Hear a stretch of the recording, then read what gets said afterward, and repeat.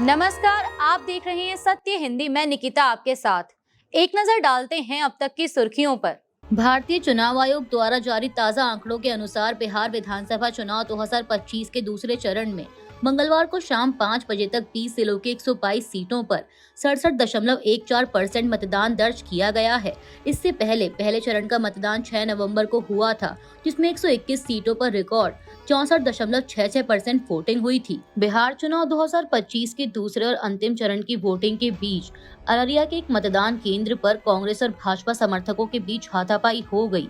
ANI की report के मुताबिक कांग्रेस समर्थकों ने आरोप लगाया है कि भाजपा समर्थकों ने कांग्रेस मतदाताओं की पिटाई करने का आह्वान किया था। भारत के निर्वाचन आयोग के मुताबिक बिहार में मतदाताओं ने बड़ी संख्या में अपने मताधिकार का इस्तेमाल किया।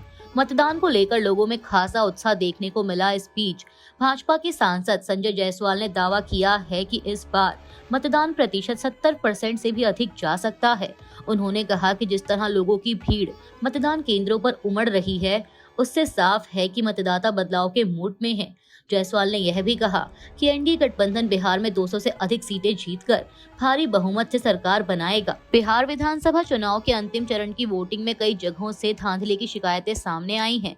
हालांकि अब तक केवल एक मामले में एफआईआर दर्ज की गई। आरजेडी ने मोतिहारी, इमामगंज और बगहा के कई बूथों पर चुनावी गड़बड़ी के आरोप लगाए हैं। पार्टी का कहना है कि मोतिहारी के बूथ 229 और 230 पर बीजेपी एजेंट मतदाताओं को पर्ची बांटते हुए वोट प्रभावित कर रहे थे। इस शिकायत पर चुनाव आयोग ने कार्रवाई करते हुए 2 लोगों को गिरफ्तार किया है। वहीं इमामगंज के बूथ 78 और 79 और 60 पर जीविका दीदियों और प्रिसाइडिंग ऑफिसर पर वोटरों पर दबाव डालने के आरोप लगे हैं। इसके अलावा वोटिंग से पहले एक वीडियो वायरल हुआ जिसमें बीजेपी उम्मीदवार और चिरैया विधायक लालबाबू प्रसाद गुप्ता को ग्रामीणों को पैसे बांटते देखा गया। इस मामले में एफआईआर दर्ज की गई है और जांच जारी है। नोखा विधानसभा से जेडीयू प्रत्याशी नागेंद्र चंद्रवंशी पर भी आचार संहिता उल्लंघन का आरोप है। समाजवादी पार्टी ने भी चुनाव आयोग और बीजेपी पर मिलीभगत के आरोप लगाते हुए कहा कि आरजेडी की लालटेन सिंबल वाली वीवीपैट पर्चियां कूड़ेदान में मिली। इन घटनाओं से बिहार में चुनावी पारदर्शिता पर सवाल उठ रहे हैं, जबकि अब तक बीजेपी या जेडीयू की ओर से कोई औपचारिक शिकायत नहीं की गई है। आरजेडी नेता तेजस्वी यादव ने बिहार में हुई जोरदार वोटिंग के बीच सोशल मीडिया प्लेटफॉर्म एक्स पर वीडियो जारी कर कहा है कि मन गदगद है, मेरे बिहार ने कमाल कर दिखाया है। हर जगह से बम्पर वोटिंग की खबर आ रही है। बुजुर्ग, महिलाएं, युवा, व्यापारी, किसान, हर जाति, हर वर्ग बढ़ चढ़कर लोकतंत्र के इस महोत्सव में अपनी भागीदारी सुनिश्चित कर रहा है। ये क्रम रुके नहीं, ये कदम थमे नहीं। तेजस्वी ने कहा कि आपकी उंगली की नीली स्याही आपके भविष्य को स्वर्णिम बनाने का कार्य करेगी। आपका दबाया हुआ एक बटन अगले 5 सालों के आपकी शक्ति, सुरक्षा, समृद्धि, शांति और भविष्य को तय करेगा। 11 नवंबर 2025 को बिहार विधानसभा चुनाव के दूसरे चरण की वोटिंग के बीच मुख्यमंत्री नीतीश कुमार ने अचानक केंद्रीय मंत्री और जेडीयू के वरिष्ठ नेता राजीव रंजन सिंह उर्फ लल्लन सिंह के पटना स्थित घर पहुंचकर सबको चौंका दिया। यह मुलाकात बिना पूर्व सूचना के हुई, जिसके बाद राजनीतिक हलकों में हलचल मच गई। नीतीश के साथ जेडीयू के वरिष्ठ नेता विजय चौधरी, अशोक चौधरी और दीपक कुमार भी मौजूद थे। इस मुलाकात के बाद कोई आधिकारिक बयान तो नहीं आया, लेकिन सूत्रों के अनुसार मुख्य वजह चुनावी रणनीति है। जेडीयू अध्यक्ष और एनडीए के मुख्यमंत्री चेहरा नीतीश कुमार पल पल की मतदान स्थिति, बूथ स्तर की समस्याओं और कमजोर सीटों पर फीडबैक ले रहे थे। लल्लन सिंह, जो केंद्रीय पंचायती राज, मत्स्य पालन, पशुपालन एवं डेयरी मंत्री हैं, नीतीश के भरोसेमंद साथी और एनडीए के प्रमुख प्रचारक रहे हैं, लेकिन इधर दोनों के बीच दूरी भी दिखाई दी। लल्लन सिंह ने हाल ही में बयान दिया था कि बिहार के अगले सीएम का चुनाव विधायक करेंगे। इसी तरह का बयान केंद्रीय गृह मंत्री अमित शाह ने भी दिया था, लेकिन बाद में बीजेपी अपना स्टैंड से पीछे हट गई और उसने वोटिंग के सेकंड फेज से ठीक 2 दिन पहले कहना शुरू किया कि नीतीश ही एनडीए का सीएम चेहरा है। यह मुलाकात ऐसे समय में हुई है जब 20 जिलों की 122 सीटों पर वोटिंग जारी है और नतीजे 14 नवंबर को आने वाले हैं। तमिलनाडु और पश्चिम बंगाल में मतदाता सूचियों के विशेष गहन पुनरीक्षण यानी एसआईआर के संवैधानिक वैधता को चुनौती देने वाली याचिकाओं पर सुप्रीम कोर्ट ने भारत के चुनाव आयोग को नोटिस जारी किया है। एएनआई की रिपोर्ट के मुताबिक सुप्रीम कोर्ट ने उच्च न्यायालयों को यह भी आदेश दिया है कि वे इन राज्यों और बिहार की एसआईआर के संबंध में उनके समक्ष दायर याचिकाओं को स्थगित रखें। वहीं अदालत ने मामले की सुनवाई 26 नवंबर के लिए स्थगित कर दी है। सुप्रीम कोर्ट ने मंगलवार को निठारी कांड के एक हत्या और रेप मामले में सुरेंद्र कोहली को बरी कर दिया। यह वही कांड है जो 2005 और 6 में नोएडा के निठारी गांव में हुआ था। सुप्रीम कोर्ट ने कोहली की क्यूरेटिव पिटीशन स्वीकार करते हुए उसकी दोष सिद्धि को रद्द कर दिया। यह फैसला मुख्य न्यायाधीश पीआर गवई, जस्टिस सूर्यकांत और जस्टिस विक्रमनाथ की बेंच ने सुनाया। अदालत ने कहा कि याचिकाकर्ता को आरोपों से बरी किया जाता है, उसे तुरंत रिहा किया जाए। 2011 में सुप्रीम कोर्ट ने कोहली की सजा बरकरार रखी थी, लेकिन बाद में इलाहाबाद हाई कोर्ट ने 12 मामलों में उसे बरी कर दिया था। कोहली के वकील युग मोहित चौधरी ने बताया कि 13 मामलों में फांसी की सजा में से 12 में वह पहले ही निर्दोष साबित हो चुके थे। अब अंतिम मामले में भी सुप्रीम कोर्ट ने उसे निर्दोष मान लिया। चौधरी ने कहा कि सभी सबूत फर्जी थे और किसी बड़े व्यक्ति को बचाने के लिए कोहली को फंसाया गया था। एक भी सबूत ऐसा नहीं था जिसके आधार पर किसी को सजा दी जाए। फरीदाबाद में कथित आतंकी मॉड्यूल चलाने के आरोप में गिरफ्तार कश्मीरी डॉक्टर मुजम्मिल शकील की मां नसीमा ने उनके बचाव में बयान दिया है। उन्होंने कहा कि उन्हें अपने बेटे की किसी भी गतिविधि की जानकारी नहीं थी और वह 4 साल पहले घर छोड़ने के बाद दिल्ली में डॉक्टर के रूप में काम कर रहे थे। बता दें कि सोमवार को पुलिस ने फरीदाबाद के धौज गांव में उनके किराए के घर से 360 किलो अमोनियम नाइट्रेट और गोला बारूद बरामद किया था। नसीमा ने कहा कि पुलिस ने उनके दोनों बेटों को हिरासत में ले लिया है और वे उनसे मिलने नहीं दे रहे हैं। शकील के भाई ने बताया कि उनका परिवार निर्दोष है और किसी भी आतंकी गतिविधि से उसका कोई संबंध नहीं है। उन्होंने कहा कि शकील एक अच्छे इंसान थे और परिवार को झूठे आरोपों में फंसाया जा रहा है। पुलिस के अनुसार शकील धौज के अल-फलाह विश्वविद्यालय में पढ़ाते थे और करीब 8 महीने पहले फतेहपुर तागा में मकान किराए पर लिया था।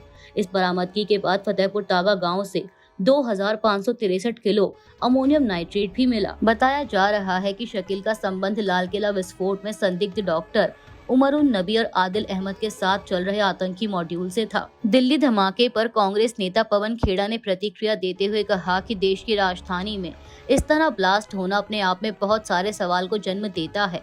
पवन खेड़ा ने कहा कि जो चिंता और भय का माहौल पूरे देश में उपज रहा है, उससे देश के मन में बहुत सवाल हैं। उन्होंने कहा कि यह ब्लास्ट क्या था, किसने कराया, असल में क्या है ये। जब तक सरकार ये हमें नहीं बताती तब तक इस पर कोई टिप्पणी करना ठीक नहीं होगा। दिल्ली हाई कोर्ट ने पतंजलि आयुर्वेद के उस विज्ञापन के प्रसारण पर रोक लगा दी है जिसमें अन्य च्यवनप्राश ब्रांडों को धोखा बताया गया था। अदालत ने पतंजलि को 3 दिनों के भीतर यह विज्ञापन सभी इलेक्ट्रॉनिक, डिजिटल और प्रिंट माध्यमों से हटाने का आदेश दिया। यह मामला डाबर इंडिया की याचिका पर सुनवाई के दौरान सामने आया, जिसमें उसने पतंजलि के 25 सेकंड के विज्ञापन को अपमानजनक बताया था। विज्ञापन में एक महिला कहती है, चलो धोखा खाओ, जिसके बाद रामदेव कहते हैं कि अधिकांश लोग च्यवनप्राश के नाम पर धोखा खा रहे हैं।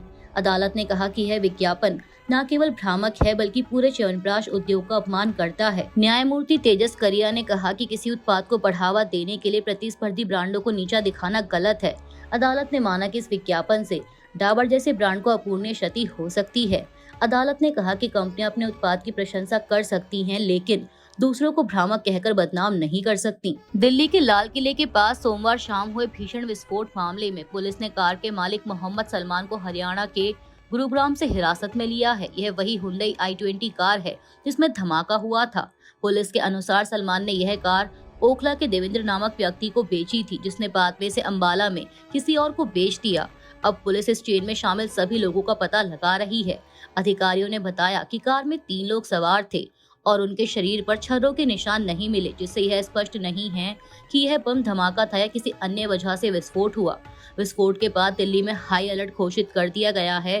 सीमाओं पर सुरक्षा बढ़ा दी गई है और वाहनों की कड़ी जांच की जा रही है। दिल्ली धमाके को लेकर टीएमसी सांसद महुआ मोइत्रा ने देश के गृह मंत्री अमित शाह पर निशाना साधा है। महुआ मोइत्रा ने एक्स पर एक पोस्ट में लिखा कि भारत को एक सक्षम गृह मंत्री की जरूरत है, न कि एक फुल टाइम नफरत फैलाने वाले मंत्री की। क्या यह अमित शाह की ड्यूटी नहीं है कि वे हमारी सीमाओं और हमारे शहरों दोनों की रक्षा करें? वह हर मोर्चे पर इतनी बुरी तरह विफल क्यों हो रहे हैं? वहीं बीजेपी नेता सैयद शाहनवाज हुसैन ने कहा कि गृह मंत्री ने घटनास्थल का दौरा किया है और इस संबंध में बैठक भी की जा रही है। इस बात की भी कोशिश की जा रही है कि इसके पीछे की वजह पता की जाए। सभी एजेंसियां जांच कर रही हैं और जब तक कोई रिपोर्ट न आए तब तक विपक्ष के लोगों को कोई बयानबाजी नहीं करनी चाहिए। प्रधानमंत्री नरेंद्र मोदी मंगलवार को 2 दिन के दौरे पर भूटान पहुंचे, जहां भूटान के प्रधानमंत्री शेरिंग तोब्गे ने हवाई अड्डे पर उनका गर्मजोशी से स्वागत किया। भूटान पहुंचने के बाद पीएम मोदी ने सोशल मीडिया प्लेटफॉर्म एक्स पर लिखा कि भूटान पहुंच गया हूं, स्वागत के लिए प्रधानमंत्री तोब्गे का आभारी हूं। यह यात्रा हमारे दोनों देशों के बीच मित्रता और सहयोग के गहरे संबंधों को दर्शाती है।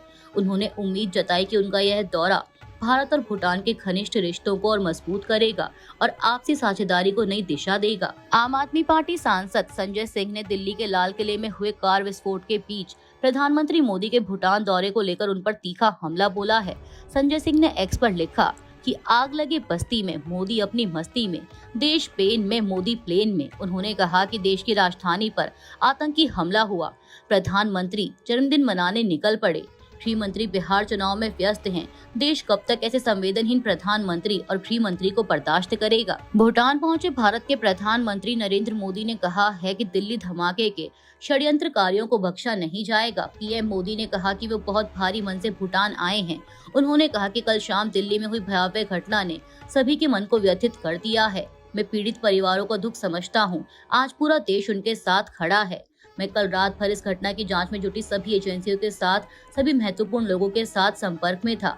विचार विमर्श चल रहा था, जानकारियों के तार जोड़े जा रहे थे। पीएम मोदी ने कहा कि हमारी एजेंसियां इस षड्यंत्र की तह तक जाएंगी। इसके पीछे के षड्यंत्रकारियों को बख्शा नहीं जाएगा। दिल्ली में 10 नवंबर को लाल किला मेट्रो स्टेशन के पास एक कार में हुए विस्फोट के मामले में मुकदमा दर्ज कर लिया गया है। ये जानकारी डीसीपी नॉर्थ राजा बांटिया ने दी। उन्होंने कहा कि एफआईआर दर्ज कर ली गई है। यूएपीए विस्फोटक अधिनियम और पीएनएस की संबंधित धाराओं के तहत मुकदमा दर्ज किया गया है। उन्होंने ये भी कहा कि अभी जांच चल रही है और जरूरी सबूत जुटाए जा रहे हैं। जांच में कुछ तथ्य सामने आने के बाद उसकी जानकारी दी जाएगी। अभी के लिए इतना ही। बाकी की देश दुनिया की बड़ी खबरों के लिए जुड़े रहिए सत्य हिंदी के साथ। Copyright disclaimer under Section 107 of the Copyright Act 1976. Allowance is made for fair use for purposes such as criticism, comment, news reporting, scholarship, and research. Fair use is a use permitted by copyright statute that might otherwise be infringing.